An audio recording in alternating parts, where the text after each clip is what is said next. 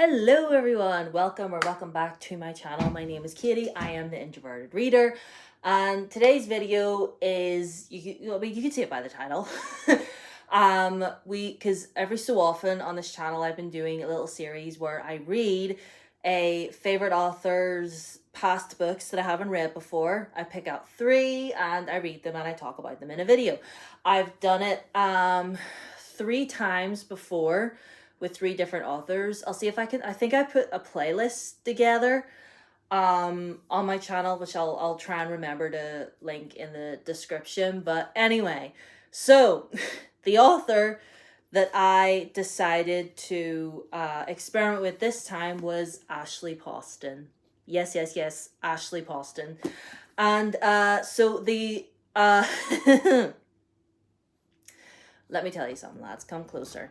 There was a plan in place and it ended up not working out.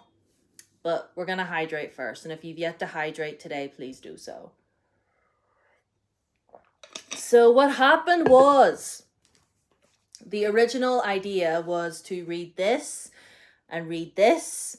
And also as well, this is part of a little series. So I was going to read this and then read the other one in this series. It's called Bookish and the Beast. But that went kerflump because I DNF'd both of these. And honestly, I very nearly was not gonna do this video at all because after I DNF'd both of these, I was like, well, there might not be any point doing this video. But then I was like, you know what? Let me just do the video anyway and let me explain myself and give my reasons as to why I DNF'd both of these. I mean, okay, so we have here Princess and the Fangirl, okay? Lovely cover, lovely cover. I DNF this at 130 pages. I really did try. I did. Like, it's easy to read. I do like Ashley Poston's writing style. She's very funny. But I DNF'd it at 130 pages. And basically, what this is about, okay? If you've read Geekerella, you might have a general idea, but it's basically all centered around this sort of Star Trek sort of TV show called Starfield that was on back in the day, and now they've made a movie about it. And this one follows 2 main characters, Imogen and Jessica. Imogen is the fangirl of the Starfield franchise, and Jessica plays one of the main characters within the movie. Now, in the movie, Jessica's character dies, and she couldn't be happier about it because she really does not care that much about the franchise. She gets a lot of hate comments online. Basically, if you're a fan of Star Wars, you know how the way sometimes some of the really toxic fans treat some of the female main characters. It's kind of like that. It's not good. But anyway, but then we've got Imogen, who's the fangirl, and she wants to bring back Jessica's character. But, and it all centers around this sort of big convention. It's like Comic-Con, essentially. So, and they basically what happens is the script for the sequel movie gets leaked. And they happen to meet each other, and basically Jessica is like, listen, I need you to pretend to be me so that I can find out who was leaking this script. And at first Imogen is like, no, I don't want to do that. Like, that is absolutely crazy. No one would believe that I'm you. Like, we might look similar, but I'm not you, Like, people that really know you are gonna know, but eventually they end up making a deal.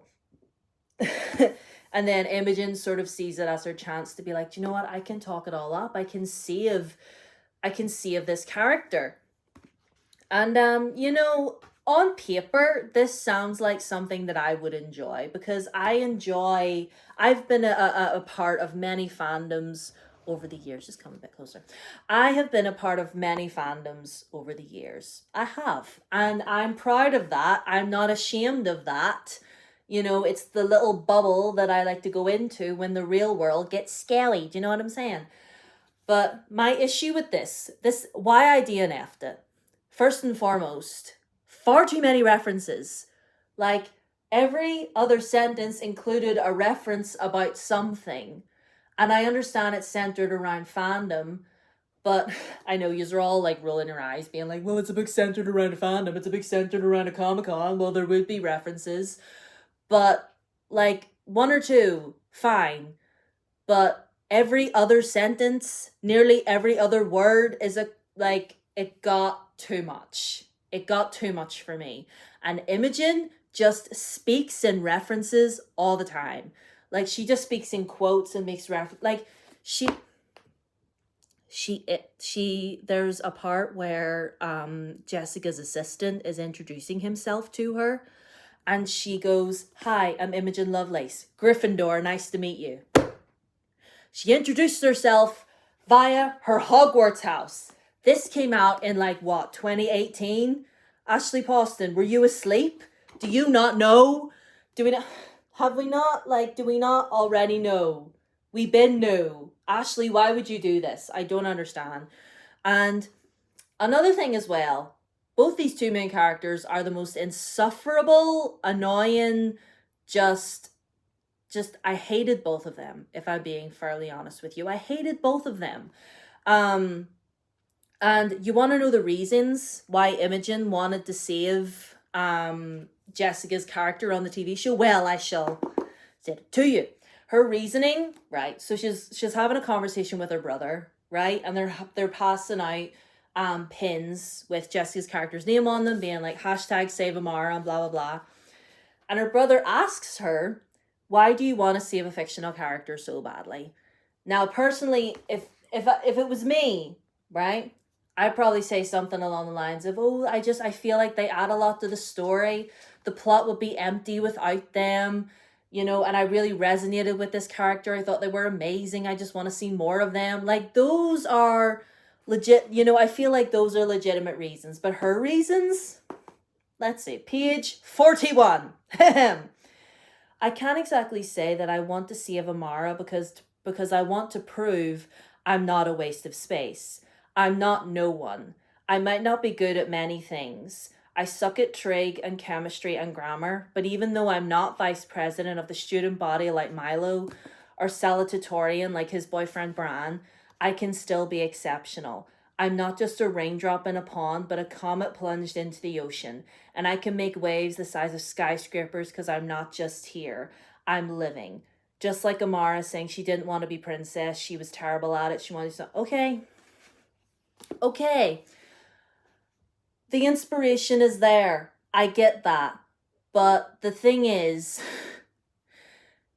if you want to make people believe that you are worth more than what they think you are, you need to do something a little bit more productive than starting a petition to save a fictional character. I'm sorry. I don't think that is the way to go about it. Frankly, I think that's dumb.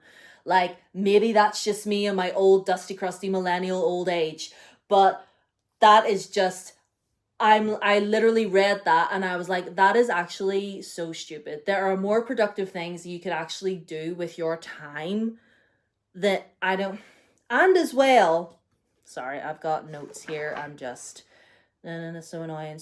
Oh yes, I literally have written in my notes, Imogen only spoke in references and was screaming, "I'm not like other girls." Like, this wee girl may as well have walked around with a sandwich board and a bell screaming, "I'm not like other girls! I'm not like other girls!" And like Jessica as well. I mean, I hated Imogen more than I did Jessica, if I'm being honest. Jessica was just really bratty. And, she didn't care about the franchise she was a part of. She'd no passion for it. She thought all the nerdy stuff was stupid. She was like, "I'm a serious actress. I want to be taken seriously." And it's like, whatever. Okay. I hated it so much. I hated so much. And like, also, I mean, I love being parts of fandoms. Like I just said, it's the little bubble that I go to at the end of a hard work day when the real world gets too much, that I can go in and just be Delulu and have fun. I don't make it my real life, and that's what Imogen has done here. And she also, right, they were switching, right? And then Jessica was like, oh, here, you need to wear a little, like, because she wears this, like, signature eyeliner. She's like, you need to, like, wear this, because this is my signature. I wear this all the time. Like, a wee bit of eyeliner. Not a big deal. And then Imogen just gives her this look, and she's like, you're not one of those girls that thinks people that wear makeup are vapid, are you? And then in her, like, out loud, she says no. But in her mind, she says yes. And she's literally like, I just don't see the point in it unless you're cosplaying. Like, why try and fool people that you've got bigger cheekbones or bigger lips? Like, what's the point? And it's like, excuse me? Excuse me? First of all, I don't use makeup to make my features look any bigger. I use them to just enhance, like, I don't, you completely missed the point. I hate you. I hate you. I don't like you. Just go away. Go away. I didn't like this book at all. So a DNF from me.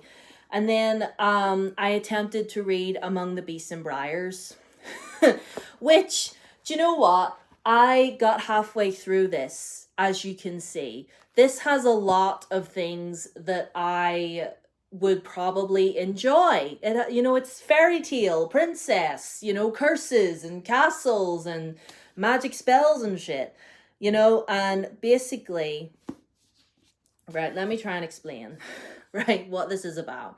We're following our main character, Karis, and she lives in this kingdom that is surrounded by a cursed forest. And there was meant to be like a hidden kingdom within the forest, and like 300 years ago, the ruler of the hidden kingdom made a deal with the ruler of her kingdom and gave him a crown, and the crown is magical and protects the kingdom, you know, from the forest spreading and all the monsters inside. And they kind of made a truce and stuff. And we start off you know, on sort of like the morning of the princess's coronation. And the princess is our main character's bestie, right?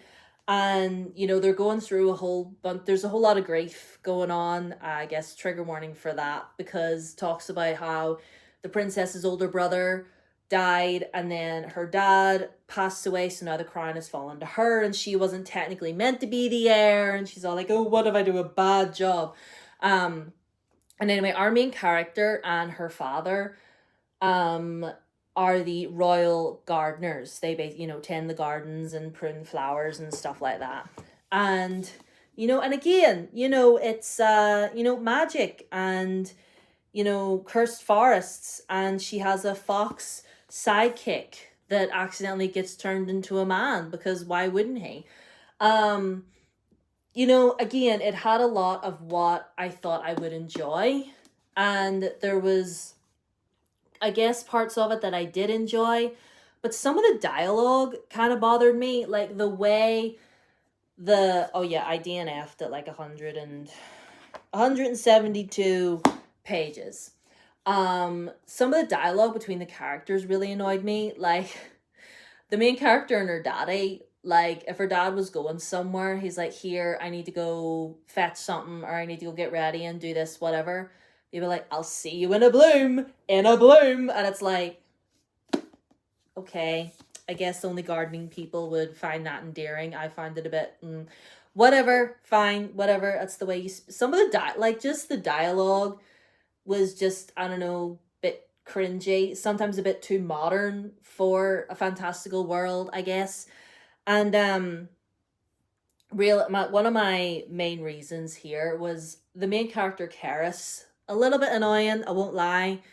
And, you know, talking about like how, like, there was a part where she was like comparing herself to the princess and like, oh, she's so beautiful and I'm so plain with my honey colored hair and my bright blue eyes and my tan skin from working out in the garden all day. Like, I'm not a princess. I'm just a normal girl. I'm just a country girl. Like, nobody would ever notice me. And it's like, oh, shut up. Like, actually shut the hell up.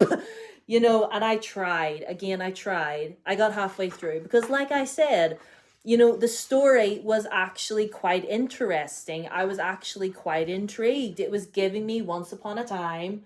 I was like, okay, I mean, kind of cringy, kind of corny, kind of over the top, but I'm into it. you know? Um and again, our and as well, whenever, because like I said, the fox who was on the cover there, she accidentally turns him into a man because he bites her, and she has like magic in her blood, because something to do with like when the princess's older brother died, somehow she was able to survive, and it's like whatever anyway, because she uses her blood to like heal the plants and stuff, and the fox bites her accidentally and draws blood, and then her blood causes him to turn into a man. It's not really explained very well, if I'm being completely honest with you. I was like, okay, it all happened really quick and now he's a man. Okay. And of course he's hot. um she just calls him Fox, you know? And all the way through, all their conversations is just them constantly having to validate each other, building each other up. Like, she would go on and on about how plain she is and all this. Like, I don't even want this. I'm just a normal girl. I tend the gardens. I don't want this. And he'd, be all like, oh, you're so much more than that. You're so brave. You're so beautiful. And then he would start to have an existential, and she'd be all like, oh, you're so much more. Like, you're my friend. Da, da, da. And it's like, stop. Like, actually stop. And again, I do feel bad because whenever I first heard about this, I was like, I really do feel as if this would have been something I would enjoy if the characters were better, honestly. And the story was all right, but not that great to make me want to continue, unfortunately. And it did feel kind of tropey, if I'm being honest. Same with Princess and the Fangirl, it felt really tropey. So then it all went to mess.